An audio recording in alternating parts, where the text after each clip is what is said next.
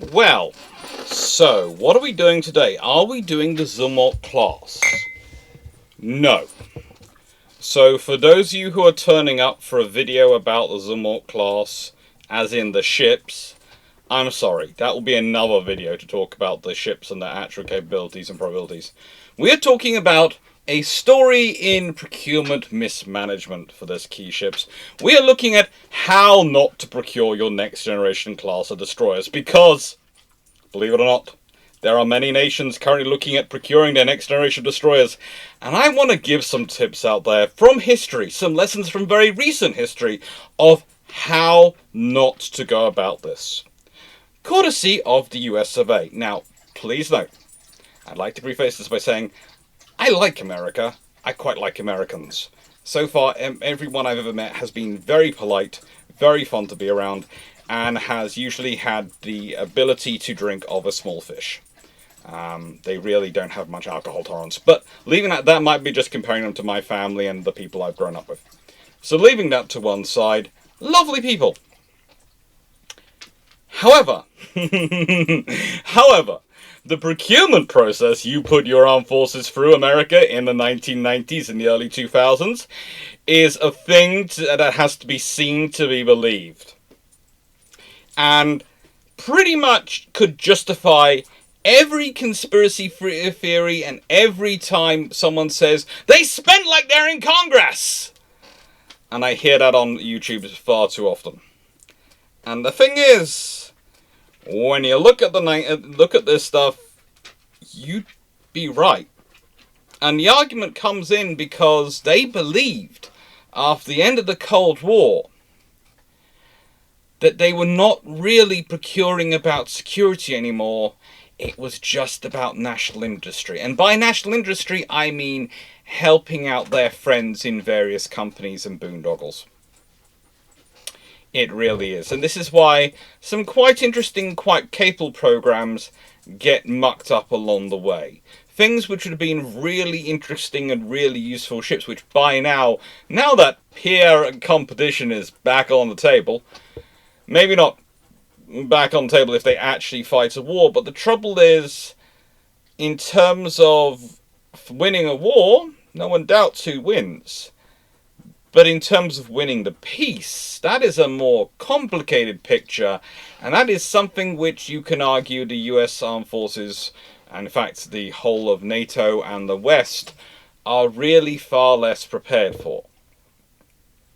And this is something which I, as someone who, for the theory side of a lot of my work in war studies, when I did my PhD, etc., focused on conflict management and deterrence, learnt very quickly. Because every time I asked the question, but why haven't we got this tool? Why haven't we got this in our arsenal anymore? That's not needed for fighting a war, but what about for fighting the peace? What about for winning the peace? Oh, well, we don't procure for that. We don't procure to win the peace.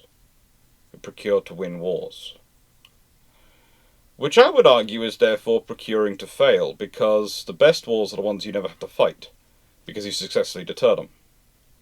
And usually, the difference between procuring for peace and procuring for war is you have to procure more. And when I say more, I mean usually you go, right then, so this is what we need for the warfighting force, and this is the warfighting fleet, and this is what we need for our presence fleet, so we don't have to use the warfighting fleet. We need both, because otherwise we're going to run the warfighting fleet ragged in peacetime, and then in wartime when we have to fight with it, it's not going to be well prepared. But we also need our peace-winning ships to be capable of being useful in wartime. It's a balance. It is a balance. And sometimes imagery in that matters. And the thing about the Zumwalt class, the thing I love them is they come from their original studies and their original developments as something that was looking for imagery. They weren't just looking, and this is the end of the Cold War, before the Cold War's ended, they are not just looking for the next generation warship. They're looking for the next generation statement. They're looking for something which is going to tell the world The US Navy's not only here, they are big, they are loud, and they are capable. Something that looks deadly. Now, I will address some of the accusations that have gone against the Zumwalt class in this scenario that have caused issues. It's like, well, why do you need to stealth them? They're big enough they can be seen from shore. Let me put it this way. Do you think that to fire missiles at targets ashore you get within 20 miles of the coast? Probably not. No one sensible would, so why is that even a question? Can human eyes now see visually out further than 20 miles off the coast? And I'm using 20 miles there, but I do realise that the actual distance humans can see out to sea, usually reliably, is about 3 miles on a clear day, and in terms of average. But, I said 20 miles because, maybe there are some people who've eaten a lot of their carrots. They've got really good eyesight, and so they can see that far. The point is, we do a lot of our searching using sensors which are not visual sensors. But even then, the people which do see this ship, especially in peacetime, are going to be looking at it and going, oh my lord. You see, I love the Arleigh Burkes. I do think they're a design which has been flogged to the nth degree, and now, honestly, they are old enough they should be allowed to be, we should be building something else now. It would be sensible too. And to me, this design, this shaping, the boldness of it, the statement of it, and the presence it would bring when it turns up in port, well, that would have been a worthy successor to a Burke, because anything that's going to step into the Burke's shoes is going to need to make a statement. Technically, though, this wasn't supposed to step into the Burke's shoes. Technically, it was stepping into the Spruance class shoes, and they're also going to supplement the Burkes. And the Spruance class and their sisters were, how do I put this politely, all about making statements. They were about presence. They were not the ships for the fleet work. They were the ships that could do the fleet work, but would also do the, hello, we're here. The US Navy's arrived. What are you doing? What are you doing? The way a school teacher asks, what are you doing when they walk into a classroom? And they know everyone's being naughty and mucking around, but they don't want an answer. They just want you to stop what you're doing, and they never want to know what you've been doing. It's a useful methodology. It's worked many times. And this is what the Zumwalt class were about. Realistically, they were about that. They were about being able to get close to the Soviet Union and launch attacks if they needed to be, but also all sorts of myriad of other operations. Being able to be the pickets on task forces, carrying a certain number of VLS cells. There were some really interesting studies done to try and work out what they needed and when they needed it and what capabilities they wanted. And these were in-depth studies. In-depth studies.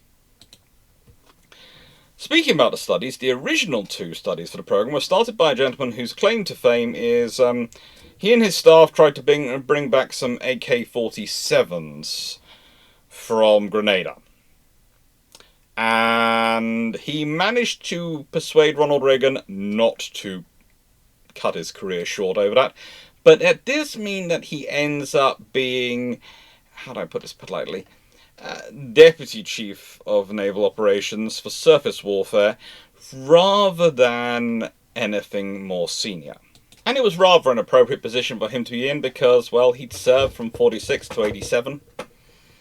And he had taken part in the Vietnam War, the invasion of Grenada. He commanded things like USS King County, which was an LST, and all sorts of interesting ships. He actually made the first combat landing in Vietnam when he commanded the Westchester County, another LST. And he'd worked through all sorts of different forces. He knew his destroyers. Not necessarily keen on his ability to make decisions about whether or not to bring some AK-47s back from Grenada, but But honestly, I do find it slightly sad that it was the senior aides and himself were bringing back these AK-47s as US war souvenirs, and that's of course a violation of military regulations and US customs law, and it was the customs agents which seized them from the Vice Admiral's plane at Norfolk Naval Air Station. Now the point I make of that is, oh my lord, please get a chief petty officer involved. You should never be caught doing that sort of thing. No, seriously, I can understand the rules and regs, and I do agree with them. I just getting caught for something that silly. But to be honest, it does well, and there are various studies that go into it and go into eventually, and I do say eventually, the program we are talking about, because these are not the studies which directly lead to the Zumwalt class. No, he in 1987, the year he's retiring, he gets the Ship Operational Characteristics Study, the SOX, and the Surface Combat Force Requirement Study done. And both those studies report in 1989, but the programs which are supposed to come from them, well, the Cold War ends in 1991. And this leads to ordering of the destroyer variant, which is an improved Burke, in December 1991 as a stopgap. Wonderful, okay, right, and we're going to order more Burkes, that's fine. 1991 is fine. Just remember, it's also a stopgap when they're ordering more Burkes in 2008, 17 years later. And remember when they talk about ordering Burkes right now, as a stopgap again.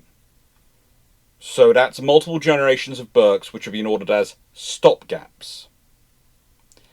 They know they need something which is more fit for purpose for the modern world and taskings than the Burkes.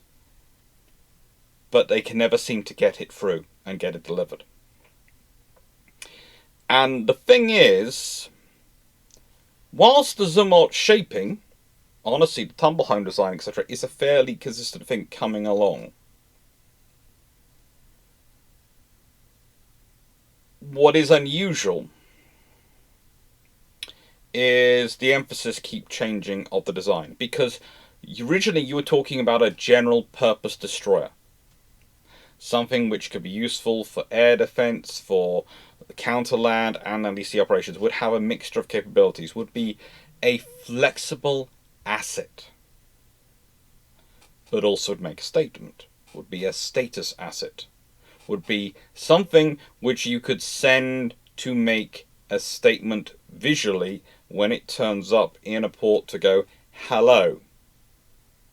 What's been going on here? It's not being world policeman. There is no world policeman, realistically.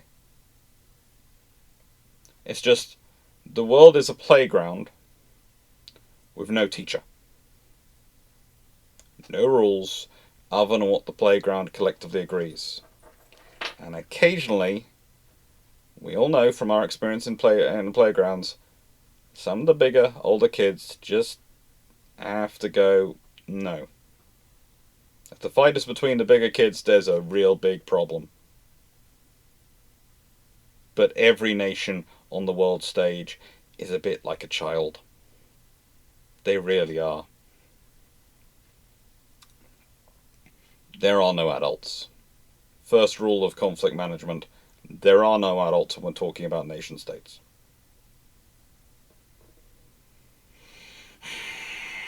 Because every nation state is made up of both its government and its public opinion.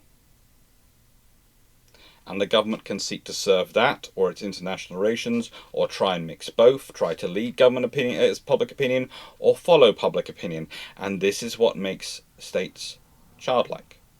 Because the hallmark of being an adult is being able to control your emotions and go, this is what's the sensible option. Most of the time. There are times when you get overwhelmed. There are times when everyone gets overwhelmed. But the balance is head over heart by the time you reach an adult. It's more fun being hard overhead when you're a kid. It is. But you don't have the same bills to pay. Now, the thing is, with this, they go through various things, and in 1992 they order a new study, the 21st Century Destroyer Technology Study. This is by the CNO, Admiral Frank Kelso II, and he wants to do it because he wants to link in a new stuff to Forward from the Sea, the new doctrine, the literal strategy of the US Navy, because they're not going to have to fight sea wars anymore. Peer conflict is over. We're going to only have to assist the army. We're only going to have to make sure we can get ashore. And yeah, that is ordered in 1992. And it leads to various programs and various things, including, of course, taking part the lack of fire support due to the fact that Iowa and Wisconsin are finally struck from the Naval Vessel Register in 2006. That leads to a cost and operational effectiveness analysis built around what were, broadly speaking, three optional concepts. Three optional concepts.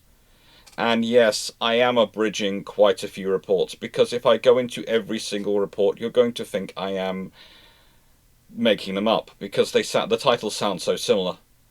They just keep churning out new report, new report, new report, which is virtually the same thing with a different branding over and over again for the next 10 years. So, Concept 1, upgrade. Upgrades of what exists that you have existing. Concept 2, well, there's 2A, new builds of the Arleigh Burke Flight 2A. 2B, further updates of the Burke design. Concept 2 is arguably what they've ended up doing. Concept 3, power projection ship, aviation cruiser, heavy cruiser. Most had 256 VLS cells and amphibious capability.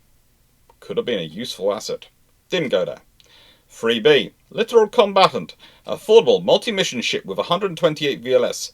Similar to improved Spruances, replacing which has been a core part of this design policy going back to,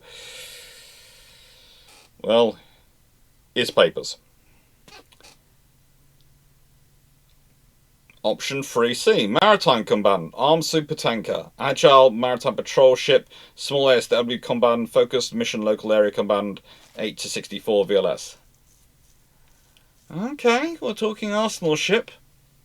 Option 3D, expeditionary force support ship, tailored maritime support ship, and other vessels with modular mission packs. Whew, this is heady. Well, you can all guess which one they go with. They go with option 3B. Modifications of option 3B. Modifications of option 3B. And this leads us to building something around, apparently, the advanced gun system. And I say apparently around the advanced gun system. Now, despite what you might have heard about the advanced gun system, it is the original gun system in the program. Yes, they do add in a railgun later, and they're going, oh, we're going to get the railgun working, and then when it doesn't work, the program's now a failure. But the advanced gun system was always there, and was always supposed to be the gun system fitted. It's a 6-inch, 155mm, 62 cal, Mark 51 advanced gun system, and it was first designed back in 1996. 1996. That's how long it goes back in these programs. Okay? And with various ideas, they felt that they could get an effective firing range, and I always love the phrase effective firing range because it means very little when you actually look into it, of 83 nautical miles, that's 150 kilometers, when armed with a long-range land attack projectile. Now, there is an argument as to whether or not they could achieve the 10 rounds per minute firing the LRAP, but the point is, you could reach out and touch a long, long way away with some very good weaponry, quite cost effectively. The thing is, this cost effectiveness, like all systems in terms of production, is made in volume. So if you are ordering let's say 64 of these guns for 32 destroyers. And you were going to go, right then, we need to order about 1,000 rounds per gun. So you're ordering 64,000 rounds. That's going to spread out the development costs of something like this over 64,000 rounds, and is going to make it probably unit price a lot cheaper. Unfortunately, what continues to happen and becomes a constant theme in this program, we're going to get into this a lot after the Shameless book plug, is people have a bright idea, cut to the program, and go, it's getting more expensive! And it isn't. It's always been that cost. It's just you're increasing the per unit price massively because the program was budgeted over a run of 30 odd ships. And probably other ships ending up with the advanced gun system as well. You know, we're starting off with destroyers, but probably whatever eventually comes in to replace the Burks properly, and whatever comes in to probably replace the OHPs when eventually we actually need to replace them. And oh my lord, there is fun with these programs and the replacement of the OHPs, because the idea was you buy a high-end asset which is going to start out as a frontline asset, and then later on, as it gets less capable, it's going to go back to a second-line convoy asset for the latter part of its career. And of course, that got morphed into the LCS. But well, that's a whole other saga. I wanted to give you a history which I can get through without draining 3 entire 2-litre bottles of iron brew just to get through the first half of it. This one I'm merely down about a quarter of the bottle. With that being said, this gun system was an interesting capability. Along with the various missiles they were going to add in, it would have given the vessel a lot of flexibility and a lot of capability. And that was the original purpose they were designing all these systems around. It was making something which was going to be, realistically, in terms of the presence mission and conflict management, taking over from the cruisers in that role, and the Spruances in terms of the presence. It was going to be taking over from the Ticonderas and the various nuclear cruisers they had, like the Californias. And it was going to give them a status surface ship that they could then build the rest of the fleet around and structure their winning the peace operations, their conflict management operations around.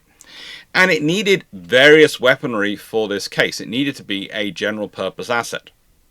It wasn't supposed to be a few ships at a very high cost.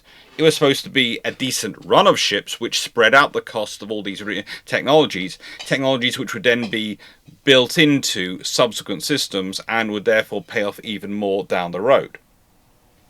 That was the idea that was going on. Unfortunately, there are so many people who have different ideas about what they want to do. Shane's book plug. So, this feels rather bad in this one, because I can show you this is a scenario for when destroyer procurements were being run well. Admittedly, at the time, we're talking about the 1930s Royal Navy, and destroyers are the low-ticket items in terms of pricing, so of course they're run well, because no one's going to interfere with them. Please now look at the King George V's. That is an example of when a battleship program gets run incredibly badly. But we'll leave that to one side. They still come up a fairly decent ship, but a lot of the issues with them are because of the various politicians. It's like the Nelrod class and the fun they have. And the thing is, the US Navy has a lot of good destroyer programs to go for. It's just, the Zumwalts are a case study for me, in the fact it takes 30 years.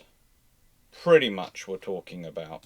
When you consider that Zumwalt herself is laid down in November 2011, which is, let's be honest, 24 years after the first study was commissioned. 24 years. And she's commissioned in 2016, which is 29 years after study, and accepted in service in 2020. Michael Monsieur only accepted in 2024, and the Lyndon B. Johnson hasn't been accepted into service yet, but is planned to commission in 2027. I'm sorry. You started off with a 32 ship program, you're now commissioning 3, and it's before the final one is going to be commissioned, if everything goes to plan, and that's a big if everything goes to plan, 40 years after the first study identified the need. Admittedly, it gets even worse when we start talking about the Arleigh Burkes and the studies which developed them and how long they've been going for, but we'll leave that to one side. This is... And the poor Arleigh Burkes just keep being regenerated and regenerated and regenerated, because this is the program which actually led to ships. Think about how many programs were part of this program that didn't lead to any ships, and think about how many other programs have, and how many false starts. The comparable program, again, I'm flitting between Britain and America here because they're the ones I have the most familiarity of the programs with, would be the British Army's Procurement of Vehicles program plan, which, by the way, if you ever want a long read, and a really long read, go to a site called Think Defence. Don't always agree with what they say on the Navy. A lot they have some views I disagree with strongly, but the good thing is they make good quality arguments, so I can make good quality arguments back, and that's a good thing.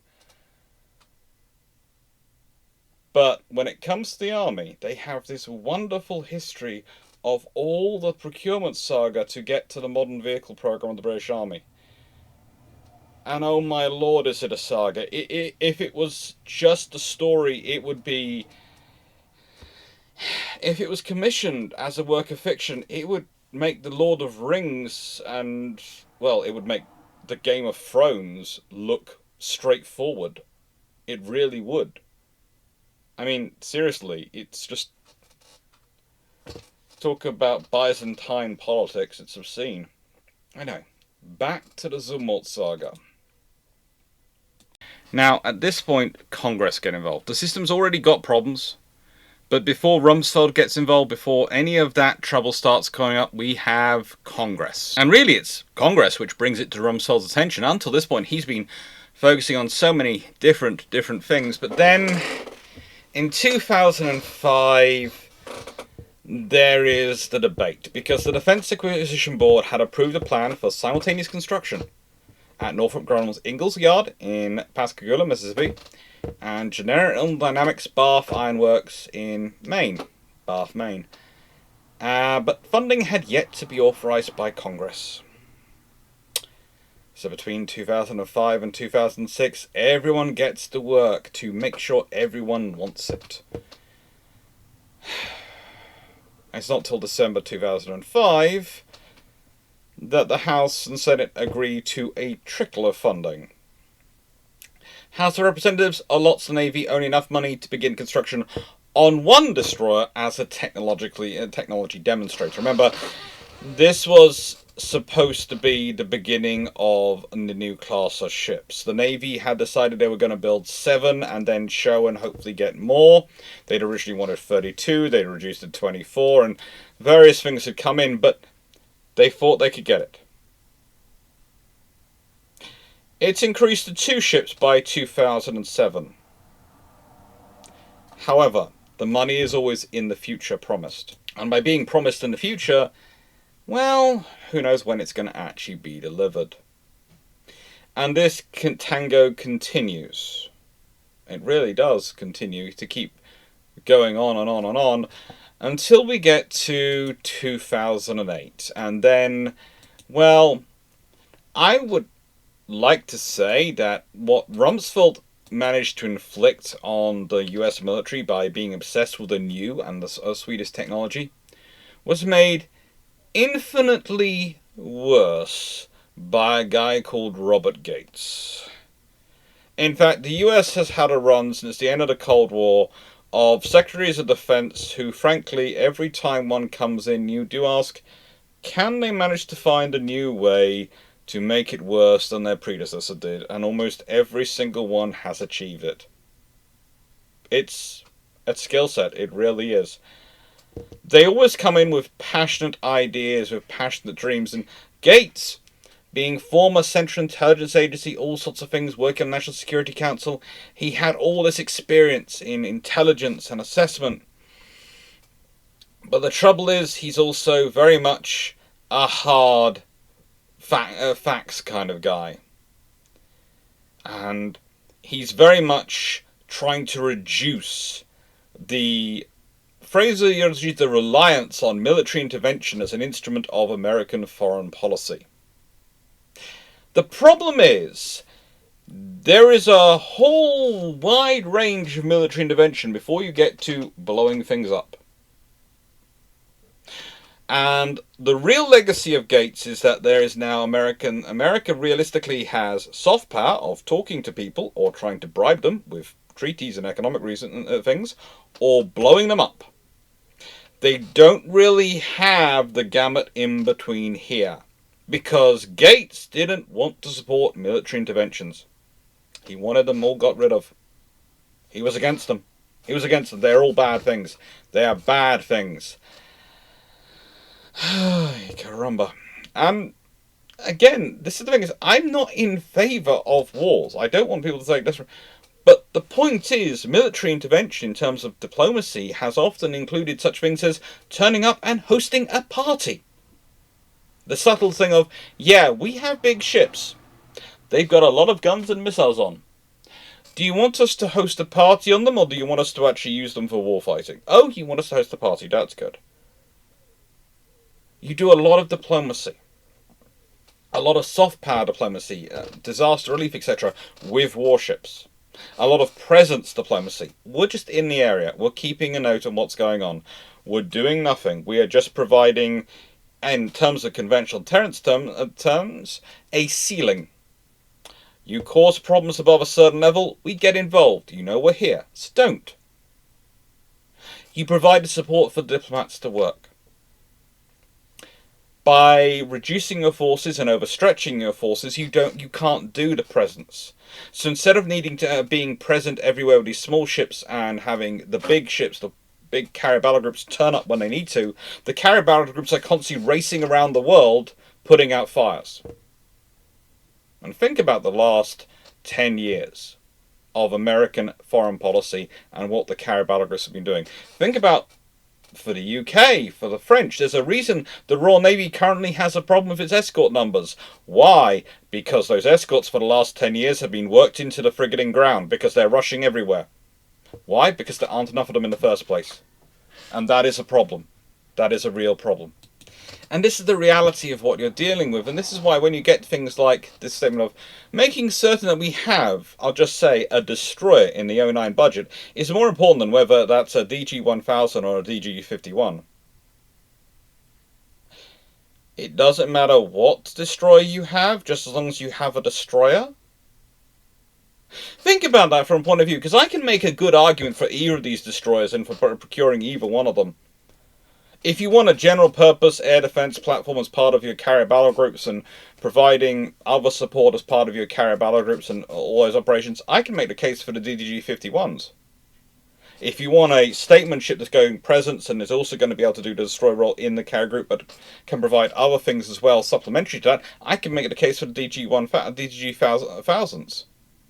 There is no scenario where I would say, well, I don't care really what destroyer you give us, we just need one destroyer, and just need a destroyer. It doesn't matter. Doesn't matter. It doesn't matter. I'm not sure if Donald C. Winter was speaking the truth. He just didn't care. Or if that quote damns him for all eternity and he hates the fact that he said it. But the fact he's also supported by the CNO at the time, Admiral Gary Roughhead, just worries me. And these people, they go on. Winter goes on to become an academic in naval construction and naval architecture after a career in Northrop Grumman, and Roughhead goes on to sit on the board of Theranos. And what do they do? What do they do while they're doing this? Well, They are basically the ones who put the final kick into the Zumwalt program, because they tell that the service needed to purchase more Arleigh Burkes and no longer needed the next generation of DGG 1000 class. They'd only build 2. They're now building 3 because Congress decided they should build a 3rd one, and that they rather have 8 more Burkes than the DGG 1000s. They had assessed this from 15 classified intelligence reports that they'd be vulnerable to forms of missile attacks. They carry the same surface-to-air missiles.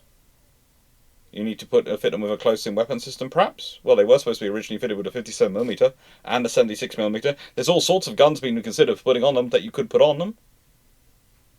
Now they're going to be specifically in danger of missile attacks. Every ship's in danger of missile attacks. Make this make sense realistically. But the Congressional Committee are even more confused, because to them, the US Navy had spent 13 years and $10 billion on development of a surface ship program, which had gone from DD-21, DDX, and then DDG-1000, and then had decided that in a space of less than 10 weeks, they had reevaluated the world's threats and pictures so much that they no longer needed these things. And one reason is given was missiles possessed by Hezbollah. These ships can be seen from land, so why stealth doesn't make it help? Okay. You know when you think that someone is searching for a reason to justify something which is going to fit in the current zeitgeist, but it isn't actually probably the reason they're making the case? That's what I think is going on. At this point, I think they were just worried about getting funding. And the thing is, the Arleigh Burkes looked cheap. The Arleigh Burkes looked cheaper, and they just want destroyers. They don't care what they get, they just want destroyers, because they're worried they're going to get nothing. And I think that is the bit which is not being said out loud. That's the problem in 2008 to 2010. They're just worried they're going to get nothing. And what's really fun about all of this is that is all said 3 years before Zumwalt is laid down, 5 years before Michael Monsoor is laid down, and a whopping 9 years before the Lyndon B. Johnson is laid down. Because of the way the American system works. So all this is being said long before those ships come into existence. This is why I've said this is not part of the Zumwalts. This is not part of their program. This is long before they have even entered construction.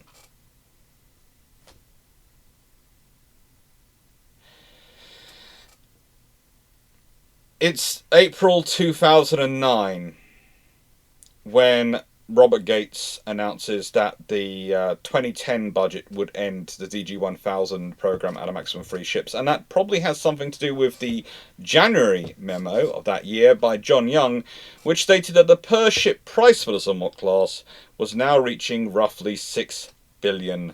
81% over the Navy's original program estimate. Therefore, it had breached the Nunn-McCurdy agreement, which meant the program needed to be recertified and rejustified to Congress, or it had to be cancelled. Now, the thing is, the per ship price has now reached $6 billion.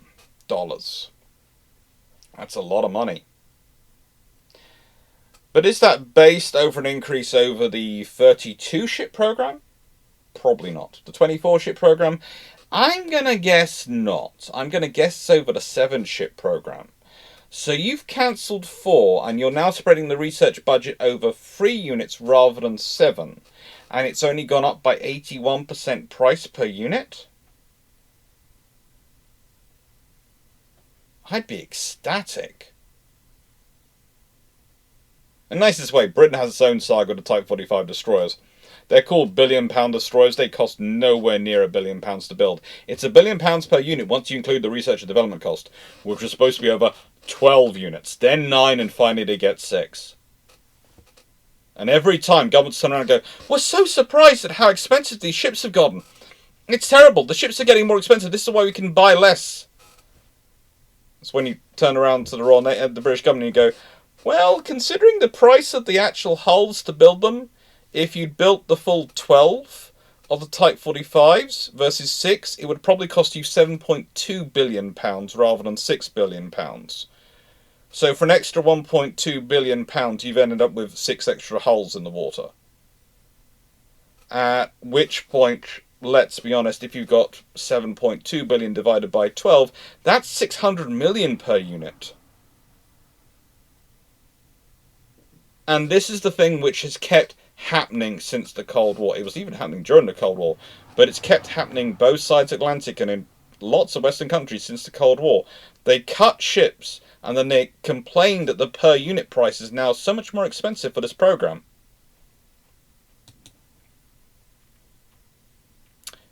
So let's see what they're building. And while all this is going on, in 2007, Northrop Grumman received $90 million for contract modification for materials and production planning. And then they start working on the project. They start working on it. And that's all part of the standard. That's part of the standard. These major programs are involved. These ships...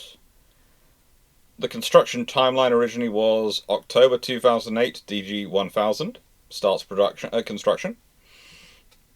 Then September 2009, DDG-1001 starts construction. Then April 2012, DDG-1002 starts construction. And then they were sort of talking things through. That's the initial construction timeline in July 2008. As said, Zumwalt is laid down in November 2011. So yeah, construction timeline did roughly begin 2008. Michael Monsieur began laid down in 2013. So again, steel being cut, etc. Yeah, construction started roughly, probably not 2009, probably a little bit later.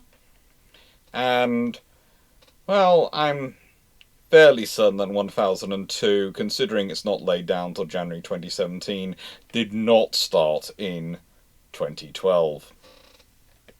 If it did, I'd be worried about the quality of the metals. There have been changes throughout the system, including the fact that the third vessel of the class is going to have a steel top instead of a composite top, which is going to increase its RCS. And RCS, of course, was the important thing that it was being designed for, the radar cross-section. This was a ship which was bigger than the Burkes, was more visually striking than the Burkes, I'm sorry, but it is, but was going to have a far smaller radar cross-section.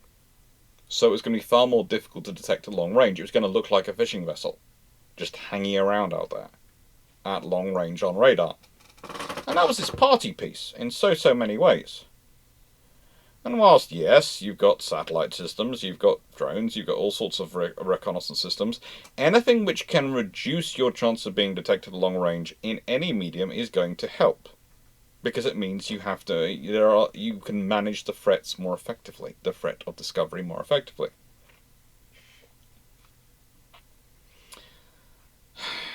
But this is a class which has got some capabilities and has got some interesting ideas put in them. Currently, the advanced gun system is being replaced by hypersonic missile systems. Again, I can understand why. Honestly, the hypersonics are going to be put on the Virginias, they're going to be put on other vessels, so you're going to have far more bang for your buck spread across. And that's ultimately what you're looking for with these systems. You're looking for something you can spread across. I'm not sure I'd be replacing both gun systems, but there again, considering these are the only ships which are fielding the gun system, it's gone from being a very general capability to being a very niche capability. And niche capabilities are always difficult for navies to maintain. Niche capabilities are expensive. They require their own specialist training and a small pool of personnel and everyone dedicated to it, and it's difficult when you're a large navy managing that. It is difficult maintaining that in a large navy. So that's a problem. But these ships, please understand that the system and the program they are the product of is a convoluted mess.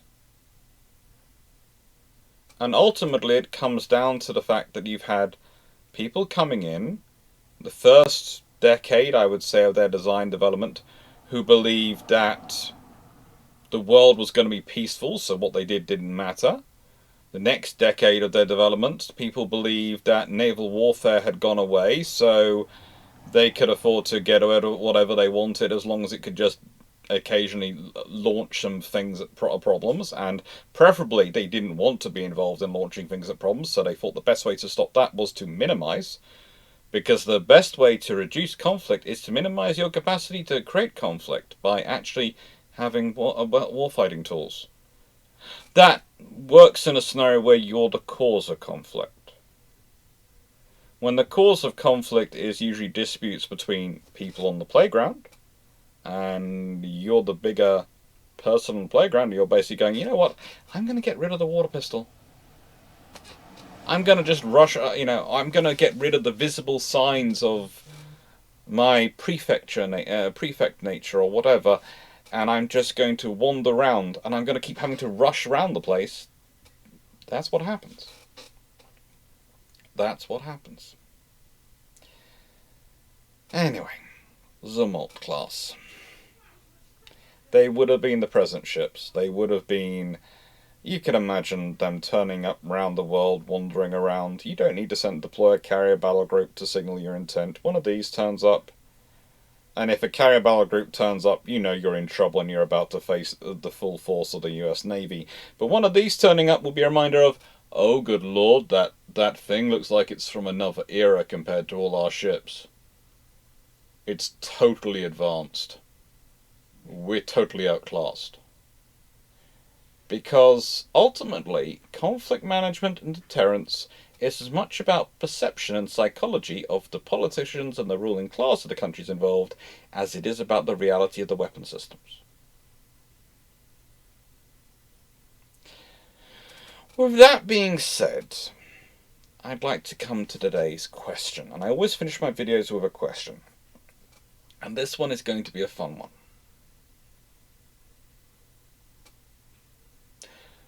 What do you think happens if the US Navy actually has built,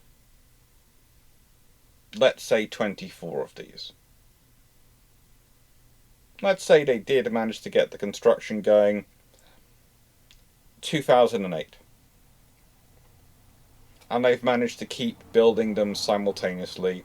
And so, with them constantly going through the program, 2 being ordered each year coming in, and now by 2025, so let's say by 2024 they had 24 of these in the service.